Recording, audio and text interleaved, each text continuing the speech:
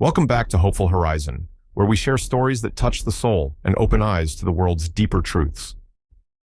Today's story is about a decorated black veteran who faces an unexpected battle right in his own community. After attending a veterans charity event, Darius is pulled over by a police officer who doubts how he could possibly own the car he's driving. What starts as routine quickly spirals into an intense confrontation fueled by prejudice. But there's more to this story than meets the eye, and what unfolds will leave you speechless. It's a story of resilience, humility, and the unexpected heroes among us. If you enjoy stories that challenge your perspective and inspire change, don't forget to leave a comment, hit the subscribe button, and tap the bell so you never miss an empowering tale from Hopeful Horizon. And as always, let us know where you're tuning in from. We love hearing from you. The sky was a soft, deepening shade of amber as Darius Jenkins rolled down the tree-lined streets of an upscale neighborhood. His sleek, custom-painted car, a gift from his military unit after receiving the Medal of Honor, glided smoothly across the pavement. It wasn't just any car. It was a symbol of the sacrifices he had made for his country, the blood, sweat, and pain that had led to this moment. A gentle breeze blew through the open windows, carrying the scent of blooming magnolias and freshly cut grass. The streets here were quiet, a stark contrast to the hustle of the charity event he'd just left. The event had been an opportunity to raise funds for fellow veterans and a chance to connect with old friends. Darius had been one of the speakers, his words carrying the weight of his experience as a soldier who had seen too much but come out stronger. The evening was a reminder of his purpose, helping others who had been through similar battles, both on the field and within. As he drove, Darius allowed himself a moment of peace, his hand resting comfortably on the steering wheel. He reflected on the pride of wearing his uniform, the respect it commanded. Yet here, in this peaceful suburban enclave, he couldn't help but feel the weight of his identity pressing down on him. The fact that a black man in a car like this might raise eyebrows, even if the car itself was a badge of honor for his service. Suddenly, the sound of a police siren blared behind him. Darius's heart skipped a beat. Glancing in the rearview mirror, he saw the flashing red and blue lights closing in. He signaled and pulled over to the side of the road, his mind racing. He'd done nothing wrong. His papers were in order, his car was registered. What could this possibly be about? Officer Peterson, a white cop with a hardened face and narrowed eyes, stepped out of the patrol car and approached Darius's vehicle with an air of suspicion. His hand rested on the holster at his hip as he knocked on the window. Darius rolled it down calmly. "Good evening, officer. Is there a problem?" Peterson's eyes scanned the interior of the car, lingering on Darius's face before flicking back to the dashboard. "Nice car you got here," Peterson said, his voice cold. "Mind telling me where you got it?"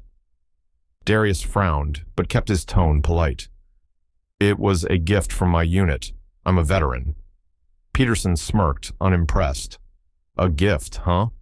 You expect me to believe that a black man is driving a car like this, in this neighborhood, without it being stolen?" The insult stung, but Darius had learned long ago to keep his composure in the face of hostility. He reached for his wallet. "Here's my driver's license and registration. Everything is in order."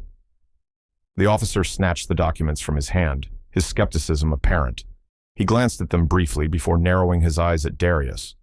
"We'll see about that." The moment stretched on as Peterson radioed in for backup, claiming he had a suspicious individual in a high-value vehicle. Darius's stomach twisted. This wasn't going to be a simple stop. More officers were on the way, and the situation was escalating, all based on the color of his skin. As Darius waited, he noticed a few cars slowing down as they passed, drivers craning their necks to see what was going on.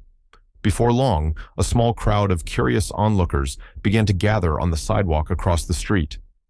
The people here were affluent, dressed in designer clothes and walking expensive dogs, their expressions a mix of curiosity and judgment.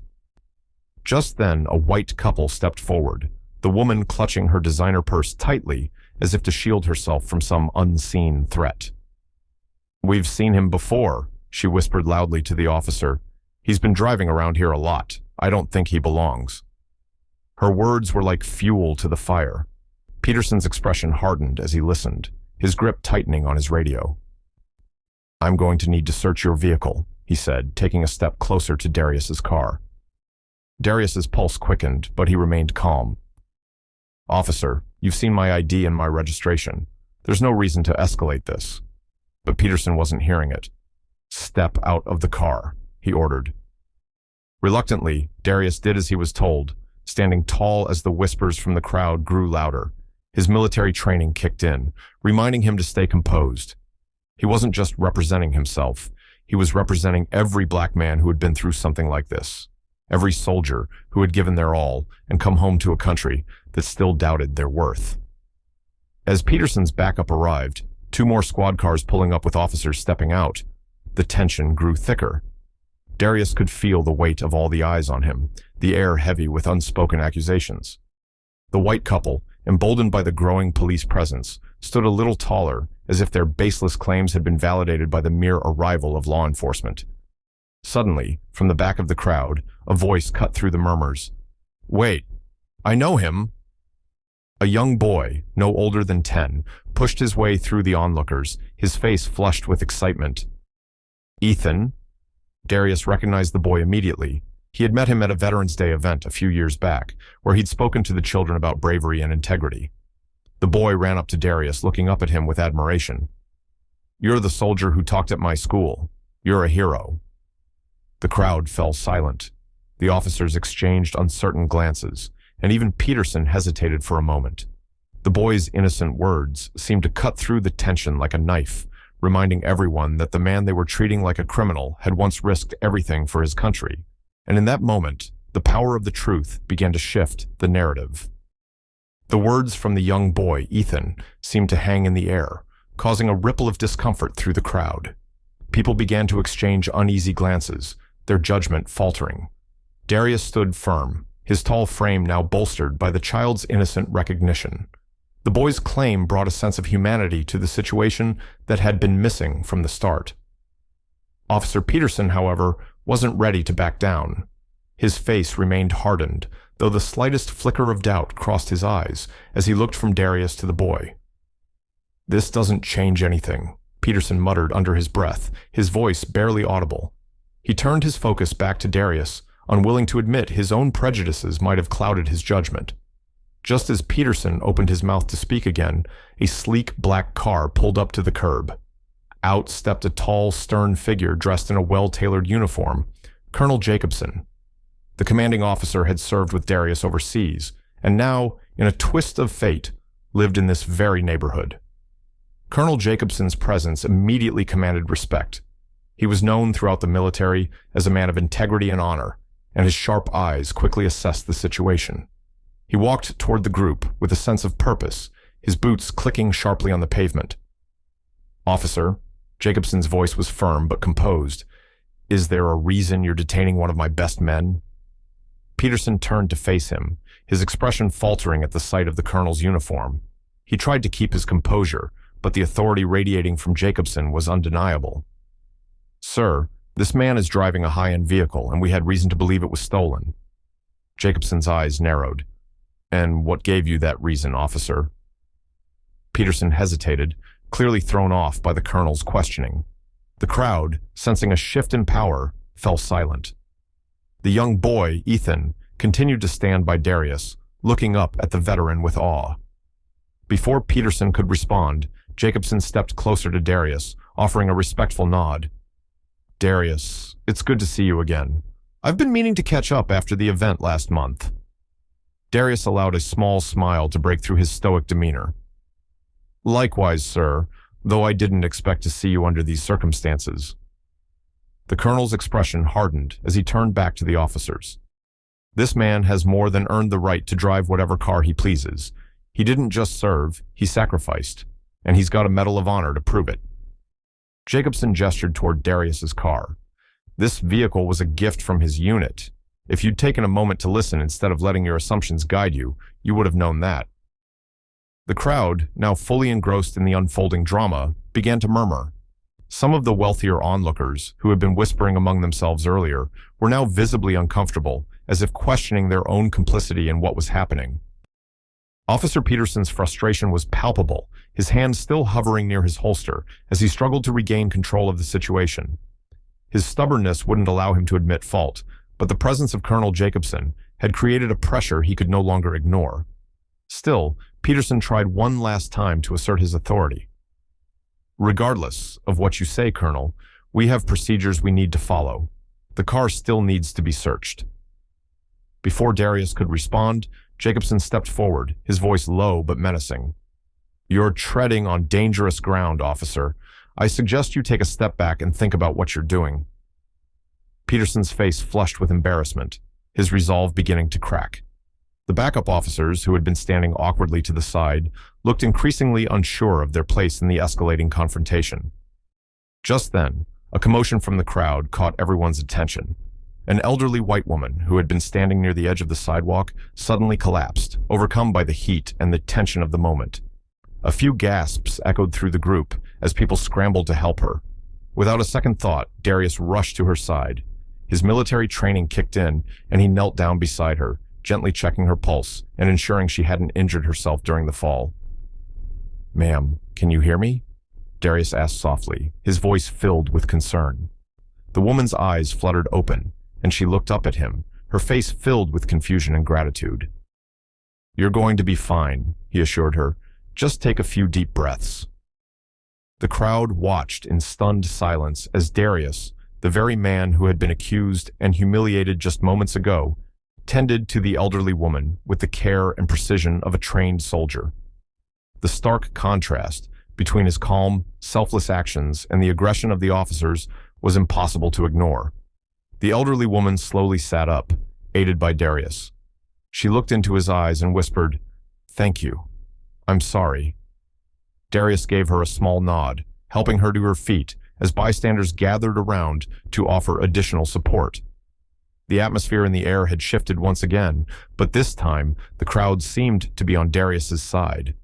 The subtle heroism of his actions left no room for doubt about the kind of man he truly was.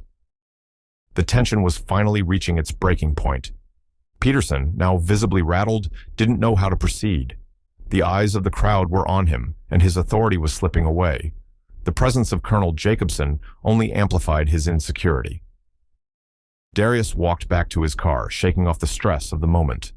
With a calm, deliberate motion, he opened the door and reached into the glove compartment. The crowd watched closely, waiting to see what would happen next.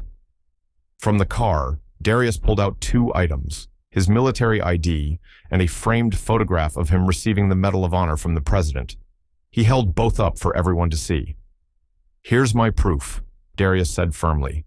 "My ID, my service, and this car, all legitimate, and none of you had any reason to doubt that from the start." The crowd was stunned into silence. Peterson, once defiant, now stood frozen, his face pale with embarrassment. He had nothing left to say, nothing to defend his actions. The backup officers exchanged uncomfortable glances before one of them stepped forward, taking Peterson by the arm. "Officer Peterson, you need to step aside. We'll handle this from here." As Peterson was led away, the murmurs from the crowd grew louder. The wealthy white couple who had initially accused Darius were nowhere to be found, having slipped away in the confusion. In the days that followed, footage of the incident went viral, spreading across social media like wildfire. News outlets picked up the story, and Darius found himself at the center of a national conversation about racial profiling, military service, and respect. A local news station interviewed Darius, asking how he felt about the confrontation. Darius, ever calm and composed, used the platform not to express anger, but to speak about the importance of compassion, understanding, and treating others with dignity. "I don't want this to be about me," he said during the interview. "I want it to be a reminder that we all need to look past the surface and judge people based on their actions, not their appearance. We're all human, and we all deserve respect." The neighborhood, once cold and judgmental, rallied around Darius in the aftermath.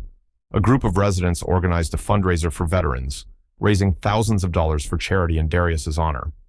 The gesture, while small, symbolized a shift in the community, a recognition of the prejudice that had festered beneath the surface for too long. As for Officer Peterson, he faced disciplinary action and was ultimately removed from the force. His aggressive behavior and racial profiling were no longer tolerated in a society that was slowly, but surely, waking up to the injustices that had long gone unchecked. The story ended with a message of hope and unity. Darius, though he had been wronged, remained a symbol of grace and strength, proving that in the face of ignorance and prejudice, compassion and integrity would always win the day. Thank you for joining us on this emotional journey of resilience, justice, and redemption. Darius's story reminds us that standing up in the face of prejudice can spark change, even in the most unexpected moments. It's a reminder that no matter how difficult the situation, courage and truth can turn the tide. If this story moved you, don't forget to leave a comment and share your thoughts. Be sure to hit the subscribe button and tap the bell so you never miss another powerful tale. We'll be back with more stories that challenge, inspire, and stay with you long after they're told. Thank you for being a part of the Hopeful Horizon community. Until next time, stay strong, stay kind, and always stand up for what's right.